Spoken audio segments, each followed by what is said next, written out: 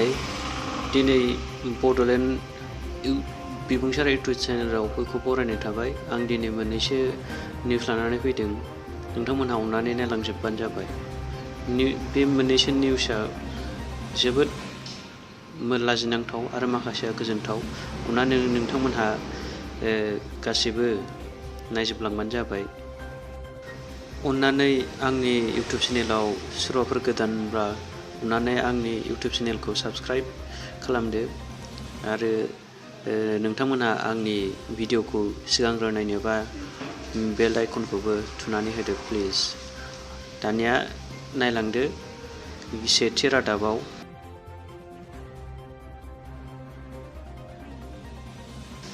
भारतनि गाहाय मन्त्रि नरेन्द्र मदिया कर'ना भाइरास गोसारनायखौ नोजोर होनानै फिन खेबसेबाव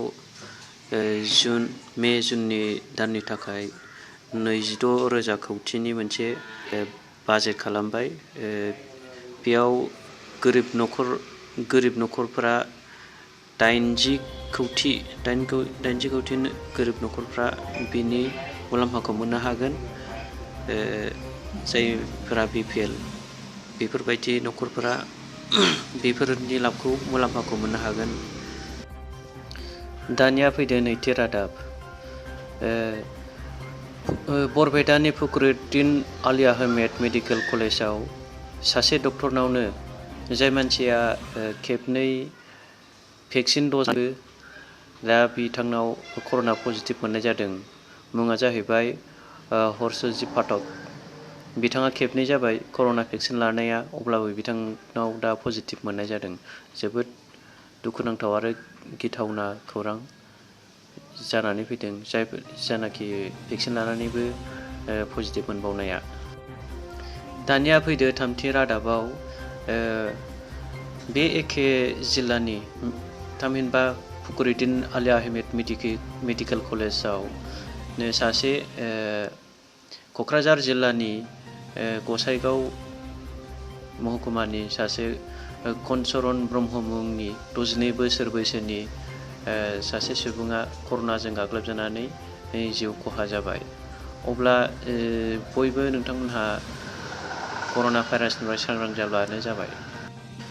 दाना फैदो ब्रैथि रादाबाव।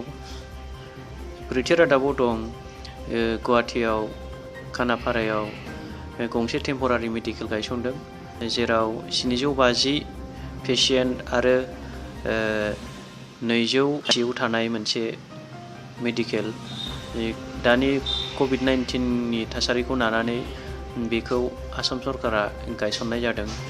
पारमानेन्ट नङा, टेम्परारिनि थाखाय। आरो बेजों लोगोसे आजारानि SIRD आवबो 255 बिसिना थानाय गंसे कभिड सेन्टार बानायनाय जादों। दानिया फैदो बाथि रादाबाव। बाथि रादाबाव दङ अइल इन्डियाया भारत सरकारखौ अक्सिजेन डनेट खालामनानै हेफाजाब होदों। अइल इन्डियानि CMD सुशील चन्द्र मिश्रा बिथाङा 5 लिटार जानाय सिंगोल डुएल गासै 500टा अक्सिजेन बिथाङा अइल इन्डियानिफ्राय होनो थाखाय फोसावबाय। दानि कर'ना कभिड-19नि गोसारनायखौ हस्पिटालफ्राव अक्सिजेननि आंखालखौ नुनानै बिथाङा बेखौ फोसावनाय जादों। जोबोद गोजोनथाव बाथ्रा। दानिया फैदो द'थि रादाबाव। द'थि रादाबाव दङ बरपेटा जिल्लायाव थाव खावदों। बरपेटा जिल्लायाव अइल इन्डियानि पाइपखौ जावनानै थाव लिक खालामनानै थावखौ खावनाय जादों। मिथिनो मोननाय बायदिब्ला हासिम आली मुंनि न'खरनि उनथिंजायनिफ्राय बे खामानिखौ माखासे दुथां आखुनि मानसिफ्रा बेखौ दासिम बिनि थाखाय पुलिसफ्रा कालप्रिटफोरखौ हमनो नाजागासिनो दं। उनाव खबर मोनब्ला मिथिहोनाय जासिगोन। दानिया फैदो स्निथि रादाबाव। स्निथि रादाबाव दं मोनसे समाजाव लाजिनांथाव मोनसे खामानि, जाय खामानिया जोबोद दुखुनांथाव। बे खामानिया जाहैबाय क'क्राझारनि चन्द्रपारा बनरगाव थांग्रा लामायाव सासे 3-4 मास जानाय गथ' माने प्रेगनेन्टमोन मानसिया बे गथ'खौ एबर्सन खालामनानै प्लास्टिकआव बोनथेनानै लामायावनो गालांदों। बेयो जोबोद लाजिथाव आरो दुखुनांथाव बाथ्रा। सन्देह खालामनाय जादों बेखौ लाइमोन सेंग्रा सिख्ला मोजां मोनलायनायफोरानो बे खामानिखौ मावदों होननानै गोबां सुबुंफ्रा साननाय जादों। नाथाय बिदि दा खालामसै अन्नानै, मानोब्ला बेयो मोनसे मोजां खामानि नङा।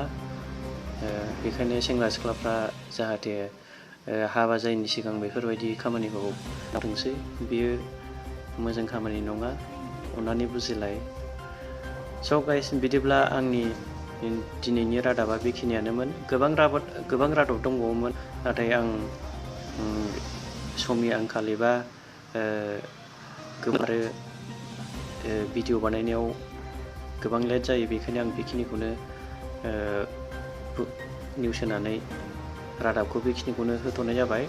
नोंथांमोनहा आंनि निउस चेनेल जानाखि दिनैनिफ्रायसो आं बे निउस होजेनदों, माखासे बुंनायफ्राव गोबां गोरोन्थि जादों। बेखायनो उननि समफ्राव आं मोजाङै मोजां होनो नाजासिगोन। स' आंनि चेनेलखौ गोदान नायगिरि बिथांफ्रा मोजां मोनदोंब्ला अन्नानै साबस्क्राइब खालाम, शेयार खालाम, लाइक खालाम आरो बेल आइकनखौबो थुनानै होदो, जाहाथे आं भिडिअ खालामब्लानो नोंथांमोनहा गिबियै नुहैग्रोयो। स' साबायखर बावनाय जाहैबाय।